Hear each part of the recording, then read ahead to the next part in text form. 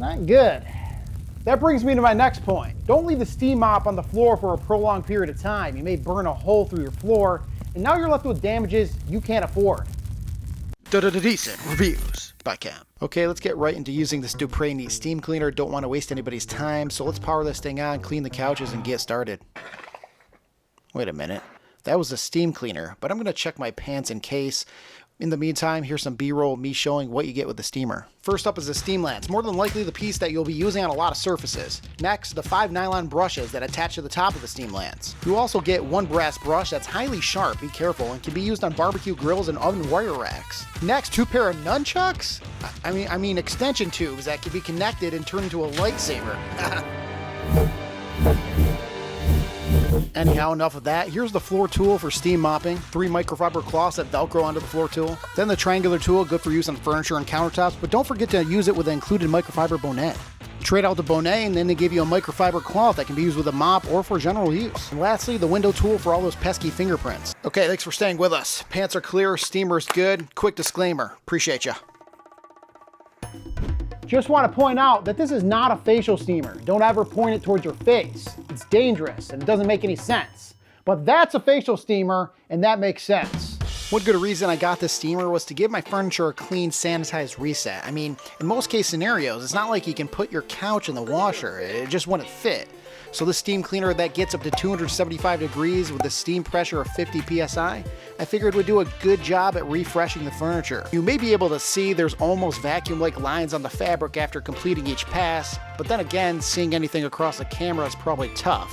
But from what I can tell you is it feels cleaner in here. The only thing I can show you tangible evidence of is this spot I noticed on the arm of this chair. So I hit the steamer over it and voila, it was gone.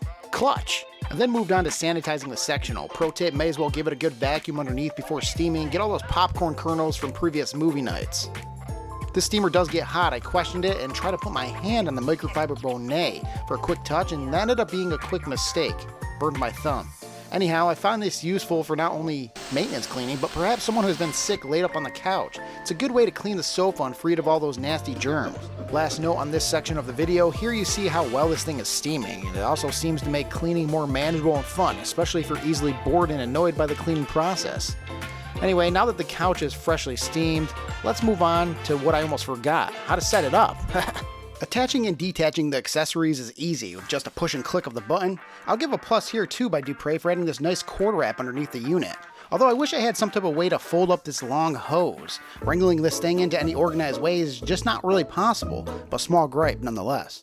This is the point in the video where I almost broke the steamer. I was just trying to relay the simple fact that to add water, you simply unscrew the boiler cap, and then this happened. Cut the scene! What are you doing? You can't fill the steamer with tap water. I forgot. Distilled only. Run it back. Yes, the steamer clearly states to use distilled water. Tap water may cause the machine to get clogged with mineral deposits. The unit accepts a maximum of 40 ounces or 1,200 milliliters, so it may be good to have a beaker or other measuring source on hand. Anyway, simply plug in the machine, turn it on, takes 8 minutes to fully heat up, and the light will turn green on the button. First test, stovetop with a nylon brush. Let's see how it does.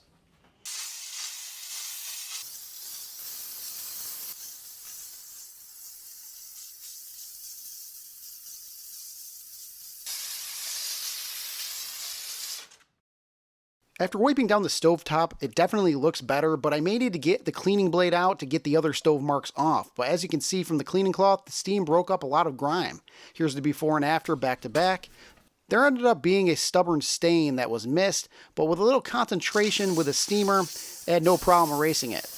If you're like me watching, the sauce stains on the counter were probably annoying you, so I'll give you a quick glimpse of the microfiber bonnet on the counters, followed by a quick wipe down. And you notice the counter is now clean. Back to this in a few. Now to inside the oven. It just looks horrendous inside here. This is why you don't put things off. Anyhow, this is the point in the video where I realized I may have just waterlogged my camera.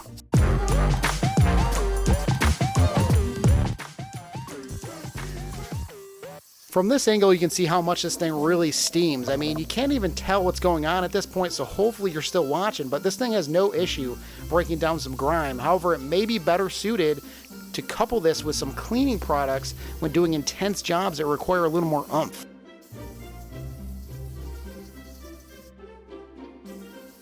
I now realize looking at this footage, I did a subpar job at wiping out the oven to show a better result. So at this stage of the video, it's more of a, it's a good steamer, trust me bro. Anyway, this unit did a good job on the oven glass. Not perfect, but way better than before. As I go over with each pass, I can actually see my reflection in the glass again. I just needed a scraper and another steam coat, and I think I can get this all off. I was actually able to clean off this caked on grease and grime, which was nice, and after wiping down with a paper towel, I felt like I actually did something productive.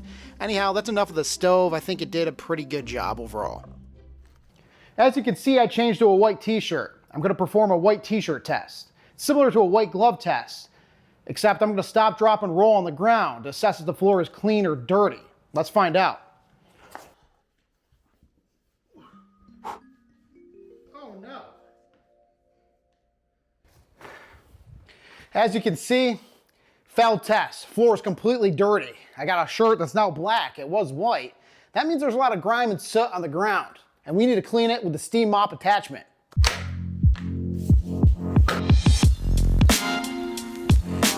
Now you won't be able to see any massive before and after with this steam mopping, but I just wanted to display its versatility. It's like a utility baseball player. Clutch to have on the team.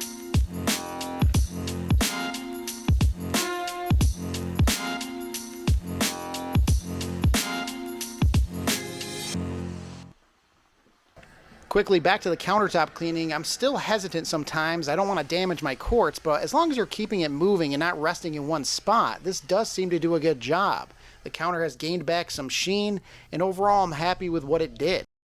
Lastly, to round out the video was the backsplash and caulking beyond the sink, which needed a good cleaning, very discolored, but this did a pretty good job with the minimal amount of effort I put into it. I can also say the dirt on this tile grout was dissolved quickly, and I'm happy with that. I mean, for $149, you're getting a lot of value here with all the accessories. You can pretty much clean all the areas of your home. And in the future, I may follow up with a better before and after of the cleaning with this Dupray Neat Steamer. Until then, I have one question. Can you steam a steamer?